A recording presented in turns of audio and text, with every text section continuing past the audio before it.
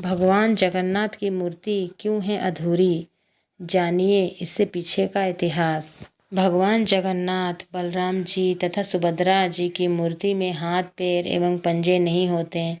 इसका भी एक इतिहास है। नमस्कार दोस्तों, मैं आरती गुप्ता, आपका मेरे चैनल में स्वागत है। प्लीज़ मेरे चैनल को लाइक एंड सब्सक्राइब जरूर करें। वीडियो पूरे एंड तक देखें। फ्रेंड्स, अब हम स्टार्ट करते हैं। एक पौराणिक कथा के अनुसार प्राचीन काल में भगवान जगन्नाथ, बलराम जी तथा सुभद्रा जी की मूर्तियों का निर्माण स्वयं विश्वकर्मा जी कर रहे थे। मूर्ति निर्माण के दौरान विश्वकर्मा जी ने तत्कालीन राजा से शर्त रखी थी कि तीनों विग्रहों के निर्माण कार्य संपन्न होने तक कोई उनके कक्ष में प्रवेश नहीं करेगा। तब राजा की पत्नी ने कहा कि इतने दिन हो गए हैं, कक्ष खुल नहीं रहा है, न खाना न पीना, आखिर वो मूर्ति कैसे बना रहे होंगे। इस पर राजा ने इस शर्त की अवहेलना करते हुए उनके कक्ष में दरवाज़ा खोल दिया। उसके बाद विश्वकर्मा जी ने मूर्तियों का निर्माण कार्य अधूरा छोड़ दिया। यही कारण है कि आज भी भगवान जगन्नाथ, श्री बलराम जी और सुभद्रा जी की मूर्तियाँ अधूरी ही बनाई जाती हैं और भक्त बड़े ही धूमधाम से, श्रद्धा से इन विग्रहों की पूजा अर्चना करते हैं। माना जाता है कि भगवान विष्णु जब चारों धाम पर बसे अपने धामों की यात्रा पर जाते हैं तो हिमालय की ऊंची चोटियों पर बने अपनी धाम बद्रीनाथ में स्नान करते हैं। पश्चिम में गुजरात के द्वारिका में वस्त्र पहनते हैं और पुरी में भोजन करते हैं और दक्षिण में रामेश्वरम में विश्राम करते हैं। द्वापर के बाद भगवान कृष्ण पुरी में निवास करने लगे और बन गए जग के नाथ अर्थात जगन्नाथ। पुरी का जगन्नाथ धाम चारों धामों में से एक है। यहाँ भगवान जगन्नाथ बड़े भाई बलभद्र और बहन सुभद्रा के साथ विराजते हैं। पुराण के अनुसार नीलगिरी में पुरुषोत्तम हरि की पूजा की जाती है। पुरुषोत्तम हरि को यहाँ भगवान राम का रूप माना गया है। सबसे प्राचीन मत्स्य पुराण में लिखा है कि पुरुषोत्तम क्षेत्र की देवी विमला है और यहाँ उनकी पूजा होती है। रामायण के उत्तराखंड के अनुसार भगवान राम ने रावण के भाई विभीषण को अपने इक्ष्वाकु वंश के कुल देवता भगवान जगन्नाथ की आराधना करने को कहा। आज भी पुरी के श्री मंदिर में विभीषण वंदना की परंपरा कायम है।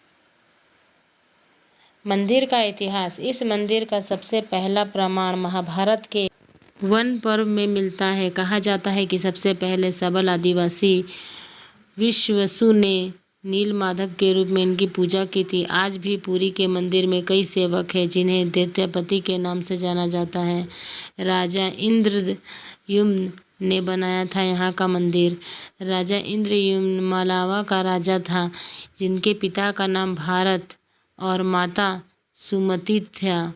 राजा इंद्रद्युम्न ने अपने सपनों में हुए थे जगन्नाथ के दर्शन। कई ग्रंथों में राजा इंद्रद्युम्न और उनके यज्ञ के बारे में विस्तार से लिखा गया है। उन्होंने कई विशाल यज्ञ किए और सरोवर बनाया। एक रात भगवान विष्णु ने उनके सपनों में दर्शन दिए और कहा, नीलांचल पर्वत में एक गुफा में मेरी एक मूर्ति है, उसे नील माधव कहते हैं। तुम एक मंदिर बनवाकर उसमें मेरी मूर्ति स्थापित कर दो। राजा ने अपने सेवक को नीलांचल पर्वत में खोज में भेजा। उसमें था एक ब्राह्मण विद्यापति। विद्यापति ने सुन रखा था कि सबल कबीले के लोग नील माधव की पूजा करते हैं और उन्हें अपने देवता की इस मूर्ति को नीलांचल पर्वत की गुफा में छुपा रखा है। वो ये भी जानता है कि सबल कबील का मुखिया विश्ववसु नील माधव का उपासक है और उसी से मूर्ति को गुफा में छुपा रखा है। चतुर विद्यापति ने मुखिया की बेटी से विवाह कर लिया। आखिर में वह अपनी पत्नी के जरिए नील माधव की गुफा तक पहुंचने में सफल हो गया। उसने मूर्ति चुरा ली और राजा को लाकर दे दी। विश्ववसु अपने आराध्य देव की मूर्ति चोरी होने से बहुत दुखी थे। अपने भक्त के दुख से भगवान भी दुखी हो गए। भगवान गुफा में लौट गए, लेकिन साथ ही राजा इंद्रद्युम्न ने वादा किया कि वो एक दिन उनके पास जरूर लौटेंगे, बशर्ते कि वो एक दिन उनके लिए विशाल मंदिर बनवा दे। राजा ने मंदिर बनवा दिया। भगवान विष्णु ने भगवान विष्णु से मंदिर में विराजमान होने के लिए कहा। भगवान ने कहा, तुम मेरी मूर्ति बनाने के लिए समुद्र में तैर रहा पेड़ का एक बड़ा टुकड़ा उठाकर लाओ, जो द्वारका से समुद्र में तैरकर पूरी आ रही है। राजा के सेवकों ने उस पेड़ के टुकड़े को ढूंढ लिया, लेकिन सब लोग मिलकर उस पेड़ को उठा नहीं पाए। तब राजा समझ गए कि नील माधव के अत्यंत भक्त सबल कबीले के मुखिया विश्ववसु की सहायता लेनी पड़ेगी। सब उस वक्त हैरान रह गए जब विश्ववसु भारी भरकम लकड़ी को उठाकर मंदिर तक ले आया। अब बारी थी लकड़ी से भगवान की मूर्ति गढ़ने की। राजा के कारीगर ने लाख कोशिश कर ली, लेकिन कोई भी लकड़ी में एक छेनी तक भी नहीं लगा सका। तभी तीनों लोग के कुशल कारीगर भगवान विश्वकर्मा एक बूढ़े व्यक्ति के रूप धरकर आए। उन्होंने राजा को कहा, नील माधव की मूर्ति बना सकते हैं, लेकिन साथ ही उन्हें एक अपनी शर्त भी रखी कि वे 21 दिन में मूर्ति बनाएंगे और अकेले ही बनाएंगे। कोई उनको बनाते हुए नहीं देख सकता। उनकी शर्त मान ली। लोगों को आनी छेनी हथौड़े की आवाज़ आती रही।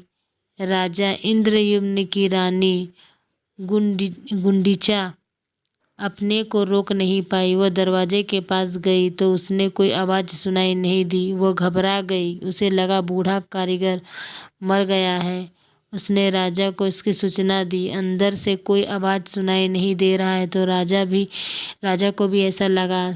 सभी शर्त और चेतावनियों को दरकिनारे करते हुए राजा ने कमरे के दरवाज़ा खोलने का आदेश दिया। जैसे ही कमरा खोला तो बूढ़ा व्यक्ति गायब हो गया। उसमें 3 अधूरे मूर्तियाँ मिली। भगवान नील माधव और उनके भाई छोटे छोटे हाथ बने थे, लेकिन उनका टांगे नहीं थी, जबकि सुभद्रा के हाथ पैर बनाने ही नहीं पाए। राजा ने इस भगवान की इच्छा मानकर इसे अधूरी मूर्ति को स्थापित कर दिया। तब से लेकर आज तीनों भाई बहन इसी रूप में विद्यमान है। वास्तव में जो मंदिर है 7वीं सदी से बनाया है। हालांकि इस मंदिर का निर्माण ईसा पूर्व 2 में ही हुआ था।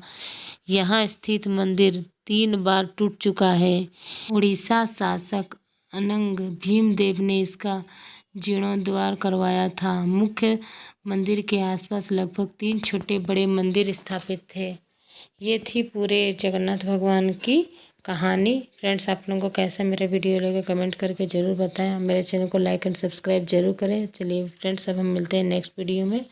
Thank you, bye bye.